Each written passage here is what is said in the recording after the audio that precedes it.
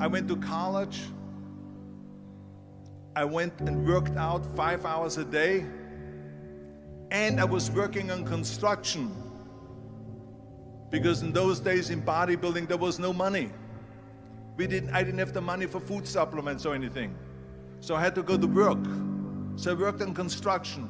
I went to college. I worked out in the gym, and at night from 8 o'clock at night to 12 midnight, I went to acting class 4 times a week. So I did all of that. There was not one single minute that I wasted. And this is why I'm standing here today. At the age of 20, I went to London and I won the Mr. Universe contest as the youngest Mr. Universe ever. And it was because I had a goal. You see, if you don't have a vision of where you go, and if you don't have a goal where you go, you drift around and you never end up anywhere. 74% hate their job in America. The majority of people don't like what they're doing because they're really not doing it because they didn't have a goal and they followed this goal. They just aimlessly drift around, and then all of a sudden there's a job opening, so they get that job because you have to work. But then when you work, it's a chore. It's work. It's not fun. So if you think about, only a quarter of the people really enjoy what they're doing in life. So people always ask me, when they saw me in the gym in the pumping iron days, they say, why is it that you're working out so hard? 5 hours a day, 6 hours a day, and you have always a smile on your face. The others are working out just as hard as you do, and they look sour in the face. Why is that? And I told people all the time, I said, because to me, I'm shooting for a goal. In front of me is the Mr. Universe title. So every rep that I do gets me closer to accomplishing that goal, to make this goal, this vision, turn into reality. Every single set that I do, every repetition, every weight that I lift will get me a step closer to turn this goal into reality. So I couldn't wait to do another 500-pound squat.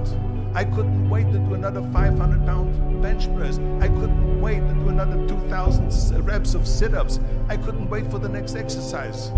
So let me tell you something, visualizing your goal and going after it makes it fun.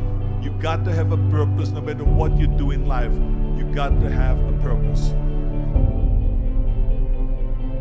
And Muhammad Ali worked his butt off, and I saw it firsthand. And I remember that there was a sports writer that was there in the gym when he was working out and he was doing sit-ups. And they asked him, how many sit-ups do you do? And he said, I don't start counting until it hurts. Now think about that. He doesn't start counting his sit-ups until he feels pain. That's when he starts counting. That is working hard. And so you can't get around the hard work. It doesn't matter who it is. Work your ass off. There is no magic pill. There is no magic out there. You cannot get around. You have to work and work and work. Make sure of this and make sure of that and all that stuff. So it's work. And it drives me crazy when people say that they don't have enough time to go to the gym for 45 minutes a day and work out. Or to do something for 45 minutes to an hour a day to improve. If it is physically improve or if it is mentally to improve. Imagine you read 1 hour a day about history. How much you will learn after 365 hours in 1 year.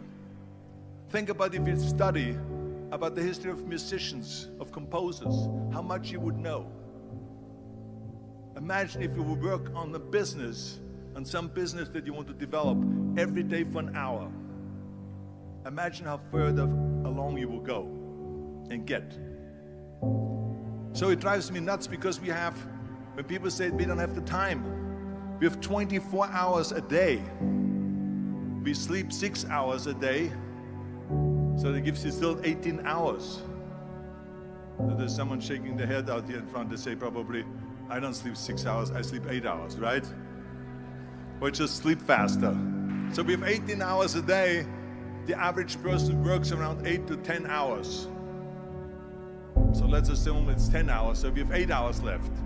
Then you travel around an hour a day, maybe 2 hours a day. So now you have still 6 hours left. So what do you do with these 6 hours? What do you do with these 6 hours? Then we eat a little bit, then we schmooze a little bit, talk a little bit to people and all that stuff.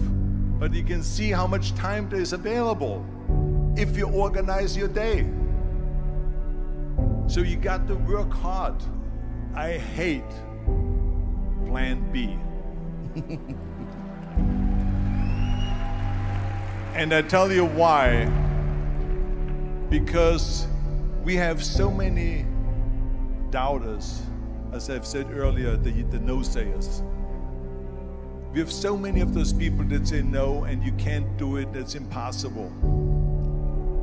That is okay because we just turn off, as I said earlier, and we listen and we hear the no being a yes. You can't do it, you can do it, and all of that. So that is possible to do that amongst all the negative people around you. But when you start doubting yourself, that's very dangerous. Because now what you're basically saying is that if my plan doesn't work, I have a fallback plan, I have a plan B. And that means that you start thinking about plan B, and every thought that you put into plan B, you're taking away now that thought and that energy from plan A.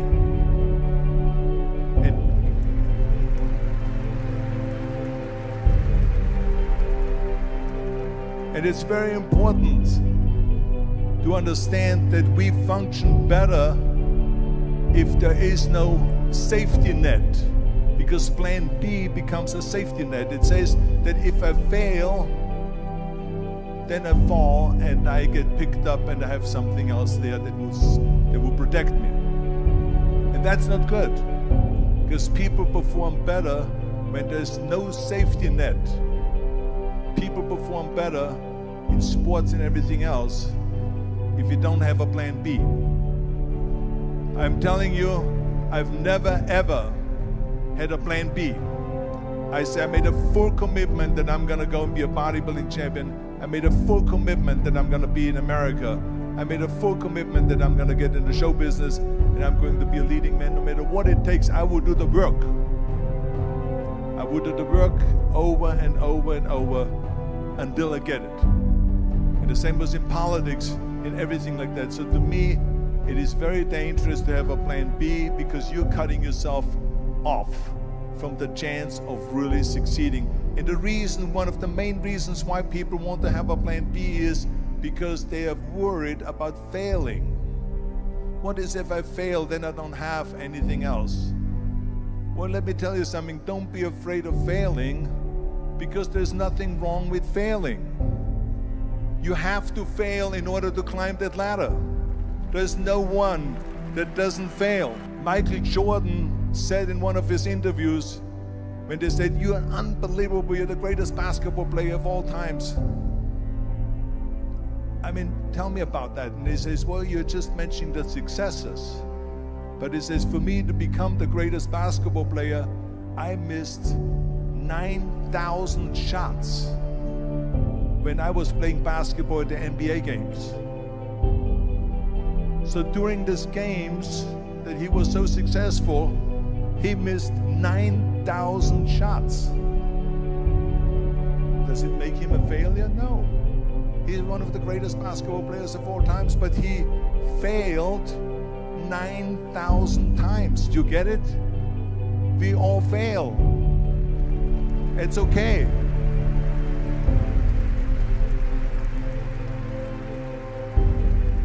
What is not okay is that when you fail, you stay down. Whoever stays down is a loser. And winners will fail and get up, fail and get up, fail and get up. You always get up. That is a winner. That is a winner.